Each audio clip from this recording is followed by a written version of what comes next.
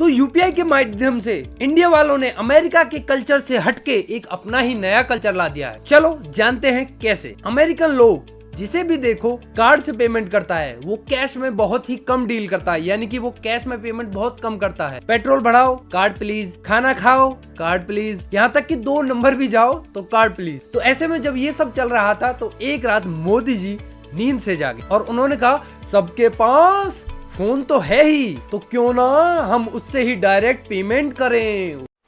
मजा नहीं आ रहा है। ये लो कार्ड की भी जरूरत नहीं। तो वहां से जन्म हुआ यूपीआई पेमेंट्स का। तो चलो यूपीआई की थोड़ी सी एक हिस्ट्री की बात कर लेते हैं पहले। तो 2016 की अप्रैल की गर्मियों की शुरुआत हुई ही थी कि एनपीसीआई ने यूपीआई का ऐलान कर दिया। बोलो स्वाहा। तो उसके बाद सबसे पहले यूपीआई पेमेंट्स लाने वाली एप्लीकेशंस में थी फोन पे अगस्त 2016, भीम 30 दिसंबर 2016। तो जब ये सारी एप्लीकेशंस यूपीआई पेमेंट्स में आगे बढ़ ही रही थी, बची हुई कसर उसी साल की सर्दियों ने पूरा कर दी। तो ऐसा क्या हुआ उन सर्दियों में जानते हैं। एक सर्दी की रात नवंबर 9, 2016 को मोदी जी फिर ठंड के कारण नींद से जाग गए और उन्होंने उठते ही क्या बोला, इस सज्जन को क्या तकलीफ है भाई, क्या तकलीफ है इनको?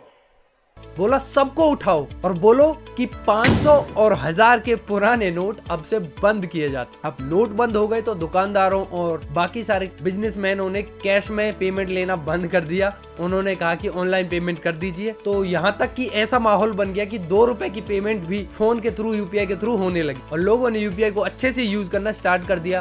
बोलो स्वाहा। उसके बाद हर बैंक और बड़े बड़े प्लेयर अपनी मार्केट में यूपीआई एप्लीकेशंस लाने लगे। तेज सितंबर 2017 को आया जो जीपे बना हुआ है अभी। एक्सिस ने अपना ऐप लाया, एसबीआई ने अपना ऐप लाया, लेजी पे, व्हाट्सएप पे, ये पे, वो पे, क्या बोला तूने? सारे पेमेंट्स के यूपीआई पेमेंट्स मेथड आने लगे। आज के टाइम में हम सब जानते हैं कि आप फोन के माध्यम से यूपीआई की पेमेंट्स करते हैं। अगर आपको पेमेंट करना नहीं आता है कैसे यूपीआई से पेमेंट की जाती है, आई बटन में आपके लिए एक वीडियो है। अब हम थोड़ी सी बात कर लेते हैं यूपीआई आईडी। तो अगर हम यूपीआई के माध्यम से पेमेंट करना चाहते हैं तो हर एप्लीकेशन पे हर मोबाइल नंबर के लिए एक यूनिक यूपीआई आईडी बन जाती है। तो चलो मैं फोन पे में आपको अपनी यूपीआई आईडी भी दिखा देता हूँ किस तरह का उनका एक्सटेंशन होता है। तो मैं आपको फोन पे में अपनी यूपीआई आईडी चेक करना दिखाता हूं। जैसे मैंने आप यहाँ पे फोन पे खोल ली। फोन पे खोलने के बाद कुछ इस तरह का इंटरफेस मेरे सामने आता है।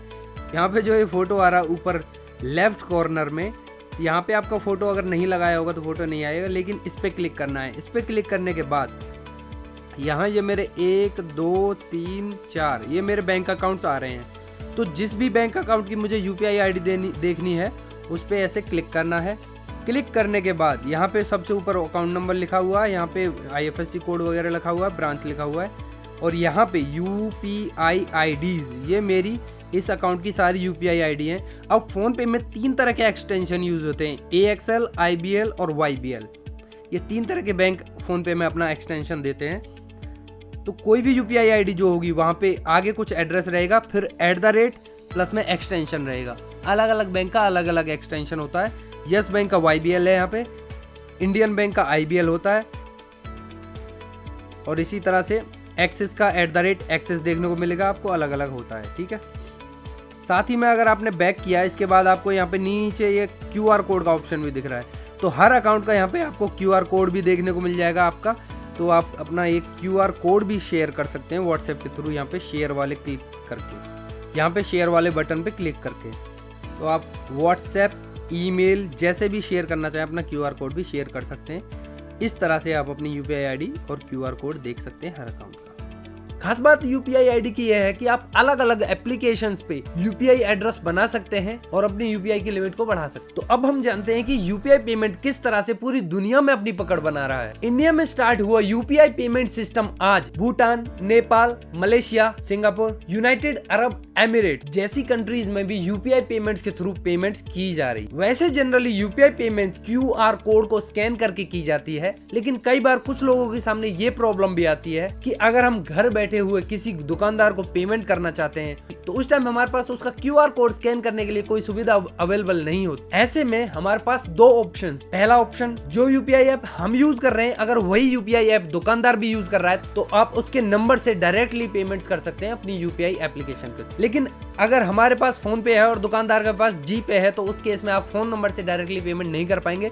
तो उस केस में हमारे पास आता है दूसरा ऑप्शन, आप दुकानदार से उसकी UPI ID मांग सकते हैं। जैसे मैंने थोड़ी देर पहले आपको बताया था कि आप फोन पे में किस तरह से अपनी UPI ID चेक कर सकते हैं और अपनी UPI ID बना सकते। तो UPI ID के थ्रू पेमेंट कैसे करना है उसके लिए मैंने एक वीडियो बनाई है, उसका लिंक आपको आई बटन में या फिर डिस्क्रिप्शन बॉक्स में नीचे मिल जाए। एक और RBI की ओर से एक लेटेस्ट न्यूज आई है कि अब आप UPI एप्स में अपने क्रेडिट कार्ड को भी लिंक कर सकते हैं। तो जितने भी क्रेडिट कार्ड धारक हैं उनके लिए बहुत अच्छी खबर है ये, क्योंकि कई बार हम क्या होता है हम दुकानदार के पास जाते हैं, किसी भी छोटे मोटे दुकानदार के पास जाते हैं, अगर हम वहाँ पे क्रेडिट कार्ड से पेमेंट करना चाहते हैं तो उसके पास स्वाइप मशीन नहीं होती है, उसके पास QR कोड होता है UPI पेमेंट्स के लिए और हम उसको स्कैन करके अगर पेमेंट करते हैं तो हमारे अकाउंट से ही पेमेंट डिडक्ट होती है। लेकिन क्योंकि क्रेडिट कार्ड अब UPI से लिंक हो पाएगा तो हम पेमेंट्स कर पाएंगे। लेकिन अभी ये केवल न्यूज है, कौन इसको सबसे पहले अप्लाई करता है और कब से स्टार्ट होगा, इसके लिए आप हमारे चैनल से जुड़े रहिए, सब्सक्राइब कर लीजिए चैनल को ताकि आपके पास ये इन्फॉर्मेशन जल्दी से जल्दी पहुंच पाए। लेकिन एक सुनने में बात ये आ रही है कि सबसे पहले UPI के साथ क्रेडिट कार्ड को लिंक करने की फैसिलिटी रूपे कार्ड के साथ की जाएगी। और अगर आपको ये नहीं पता कि रूपे क्या है तो उसके लिए आपके लिए एक वीडियो आई बटन में या फिर डिस्क्रिप्शन बॉक्स में नीचे मिल जाएगी। आज के लिए इतनी सीख काफी है।